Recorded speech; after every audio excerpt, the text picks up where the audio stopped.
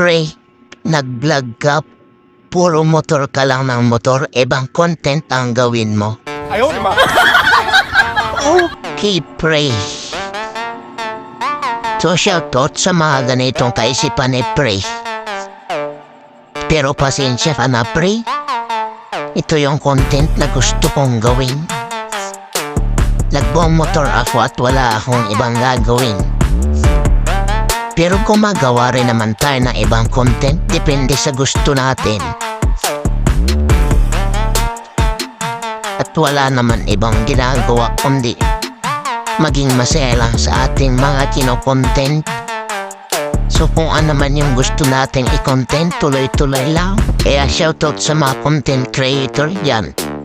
Alam ko nararanasan nyo rin yung mga ganito. Marami talagang ganitong kaisipan. Lalo na kapag content creator ka. Yung mga taong nasa paligid mo yung magre-request na huwag yan yung gawin mo at sundin yung gusto nilang gawin. Bakit di na lang kaya sila yung gumawa ng sarili nilang content? Tapos sila yung mag-vlog. Tapos sila yung masusunod. Siyempre sila yung pabida. Sila yung bida. Diba? Tapos pag nakakita ka na ganang ginagawa nila, naguguluhan na pati ako kung ano sasabihin ko. Na-delete kasi yung unang ginawa ko. Nag-take to ako, nahihirapan ako mag-isip dahil dito kay pre. Ang dami kasing alam, gusto gawin yung gusto niyang gawin. Gagawin ko raw yung gusto niya. Ano ba kasing gusto nito ni pre?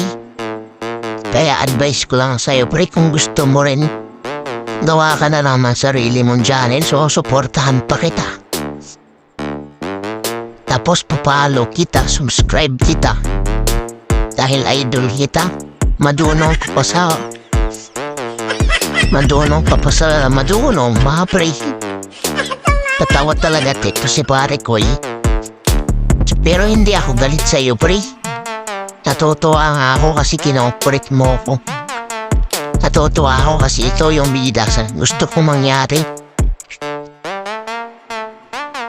Well, dahil yun ang gusto mo, pre. Kaya mo next time pagbibigyan kita. Ikaw yung content ko. Tapos ako yung manonood. Mali. Ayaw naman. Ako yung mag-upload pero ikaw yung content ko. Yun. Ganun na lang, pre. So ganun na lang yung gagawin ko para wala pa namang masabi.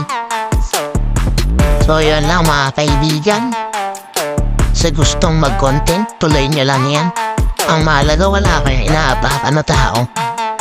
At para naman kay pre, next time pre gawa ka na sarili mong channel or page.